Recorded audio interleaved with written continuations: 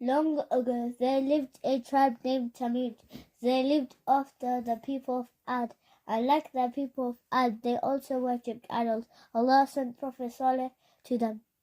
His message was to leave idol worship and to worship Allah alone without any partner. Only the weak ones of Saleh's people believed in him. They saw him to be good, noble, and true. Saleh increased his calling to Allah. His people increased their denying. They then asked him for something strange. They said, "Let your Rabb send us a sign by which we can know that you are true."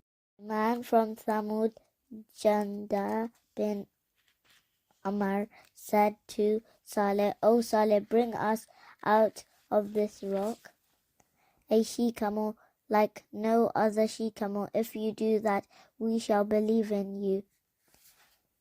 They kept laughing at Saleh while he made dua. Suddenly the rock split open and a she-camel came out of it.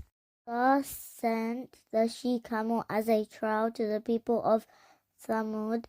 They had to share their water with it patiently and not to harm it, but Thamud did not stay patient and disobeyed the command of Allah. They decided to kill the she-camel so that they could have more water to themselves.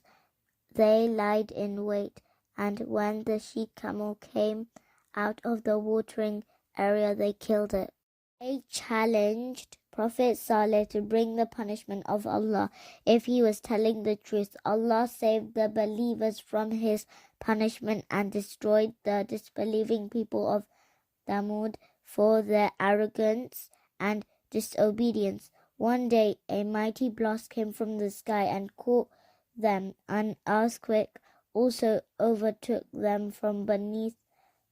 Everyone died, and every movement stopped.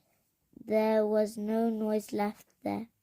Saleh was known for his wisdom, purity, and goodness, and had been greatly respected by his people before Allah's revelation came to him.